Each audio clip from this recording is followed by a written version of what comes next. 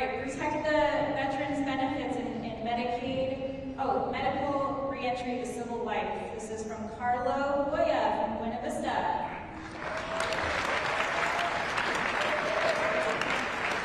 All right. Hi, Carlo. Thank you so much for the question. So of course, protecting the veterans' benefits. This is a number one priority that Senator Bennett and I are fighting for at the federal level. But unfortunately, what they're doing right now, you all read the news, they laid off thousands of employees that we rely on for veteran services to connect them to benefits.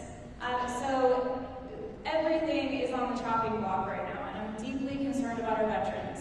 We were meeting with folks earlier today that talked about the people that they see who rely on these critical services, but then how many of them aren't actually connected to benefits at all, who live in our community, who need the people supporting them to make sure that they're able to navigate the system. And so we have to speak out. This is on the chopping block. Unfortunately, they're making it so it doesn't work, just like Social Security. And so I want you to know that we'll be working on behalf of veterans.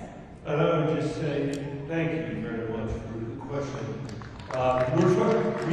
My hope is that we make Colorado the best state in America for veterans. I think that's what we do. And I would say almost 40% of our federal employees are veterans. They are suffering a huge amount because of the cuts that were taken. Did you have an additional question? My father, at 15 and a half years old, joined the U.S. Marine Corps and went to Guam and the Philippines and set up the power lines for the code talkers. And my mother's brother went to Italy and died for our country. And my mom's family are immigrants from Sicily, and my dad's family is from Scandinavia. And to me, the veterans are the most important person in this room, and it's the veterans and the military are going to protect us when things start coming down. Thank you for that. Thank you. Thank you for that.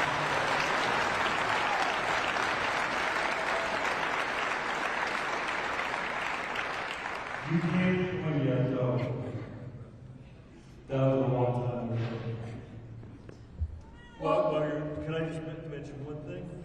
To go back to the history question and to your question, and third, where did you go? Our veteran? Yes, citizens. But your family story is an incredible one, and another incredible one that I think about sometimes is obviously Camp Hale, which Joe Biden made the first national monument of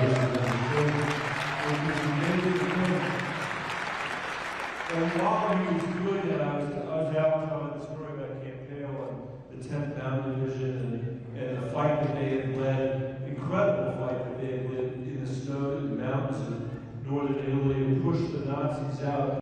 There's another story, another Colorado story from that exact same time, and that's the story of Camp Alanchi, which was an internment camp on the eastern plains of Colorado. Another time when a president, in this case I'm sad to say a Democratic president, was taking away the rights of people out of what we called at the time race hatred.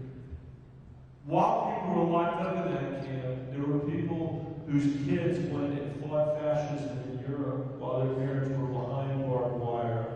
And it's a reminder, I think, of how deeply this commitment to democracy actually runs in this country. There also were people in that camp who would not let their kids go fight because their patriotic view was as long as their families were locked up behind barbed wire, America could never fulfill the history that we have. If our students don't understand that history, and that history is whitewashed, there's no way for them to understand why the stakes are so high and why this fight is so important. And that's why it's so important